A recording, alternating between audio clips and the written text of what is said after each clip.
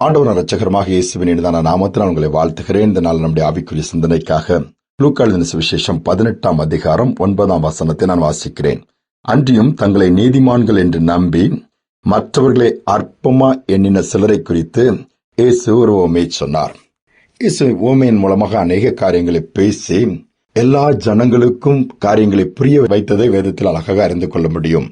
இந்த இடத்துல ஒரு உவமை என்ன சொல்லுகிறார்? 2 பேர் ஜெபாலயத்திற்கு ஜெபிக்க போகிறார்கள். அதுல ஒருவன் பரிசேயன், இன்னொரு ஆயக்காரன். பரிசேயன் என்பவன் தன்னுடைய காரியங்களே குறித்து மேன்மை பாராட்டி பெருமையாக பேசுகிறான்.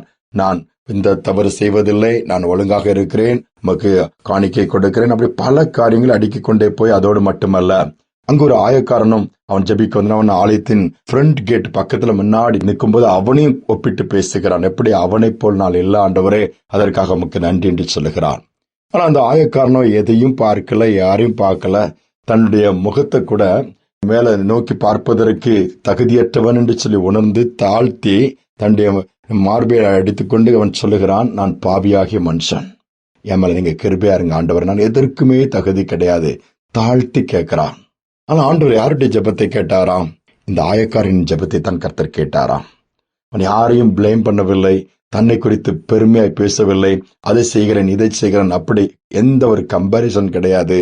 தன்னுடைய சூழ்நிலையை உணர்ந்து ஆண்டவர் முன்பாக போகும்பொழுது நாம் எந்த விதத்தில் தகுதி சொல்ல முடியும்? கொஞ்சம் யோசித்து பார்ப்போம். மகா பரிசுத்தம் உள்ள தேவன். நாம் தாழ்த்தும் பொழுது வேதம் சொல்லுகிறது கர்த்தர் கிருபை கொடுக்கிறாராம்.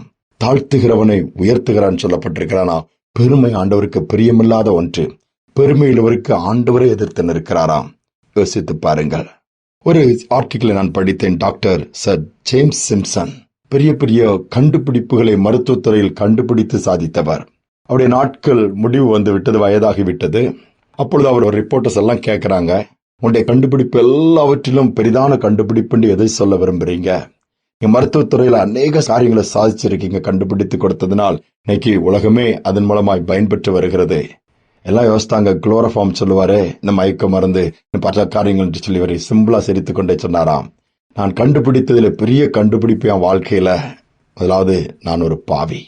அதோடு மட்டுமல்ல, என்னுடைய பாவங்கள் எல்லாம் இயேசு மன்னிக்கிறார், ரட்சிக்கிறார், அந்த பாவத்திலிருந்து என்னை ரட்சிக்கிறார். அதோடு மட்டுமல்ல, இயேசு கிறிஸ்துவின் ரத்தம் சகல பாவங்கள் நீக்கி சுத்திகரிக்குங்கிறத நான் வேதத்தின் மூலமா கண்டுபிடித்தேன் அப்படின்னு சொல்லுகிறார்.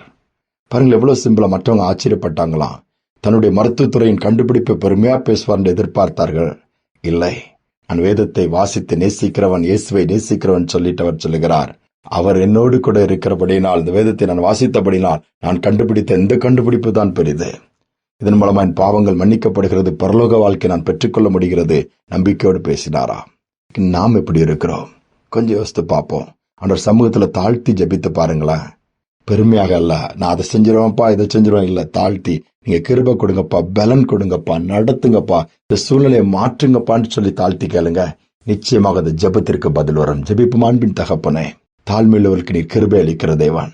அந்த ஆயக்காரன் தன்னை தாழ்த்தி ஜெபிக்கும் பொழுது எந்த விதத்தில் பெருமை பாராட்டுவதற்கு இடம் கொடாமல், அந்த பரிசேயனை போல அல்ல, தாழ்த்தி கேட்கும் பொழுது அவனை நீதிமானாய் மாற்றின அவருடைய விண்ணப்பத்திற்கு பதில் கொடுத்திரண்டு இந்த பூமியில நாங்கள் பார்க்கிறோமே. அவனமாகவே அநேக நேரம் நாங்கள் பெருமையாக அல்லது மற்றவர்களை கம்பேர் பண்ணி நாங்கள் அவங்களை காட்டிலும் பெட்டர் என்று சொல்லிவிடுகிறோம். இல்லையாப்பா, தாழ்த்துகிறோம். இந்த நேரத்தில் யாரெல்லாம் தாழ்த்தி ஜெபிக்க கற்றுக்கொள்கிறார், தாழ்த்தி ஜெபிக்கிறார்களோ, அந்த தாழ்மையின் ஜெபத்தை நீர் கேட்டு உயர்த்துவீராக, தைரியப்படுத்துவீராக, சுகம் கொடுப்பீராக, விடுதலை கொடுப்பீராக, பெரிய காரியங்களை செய்வீராக. செய்வதற்காய் ஸ்தோத்திரம். தாழ்த்தி ஒப்பு கொடுக்கிறோம் இயேசுவின் நாமத்தில் பிதாவே, ஆமேன், ஆமேன். ஆண்டோட சமூகத்தில் போகும்பொழுதெல்லாம் நம்மை தாழ்த்துவோம். மனத்தாழ்மை அணிந்து கொள்ளுங்கள் என்று கர்த்தர் நமக்கு கற்றுக் கொடுத்திருக்கிறார்.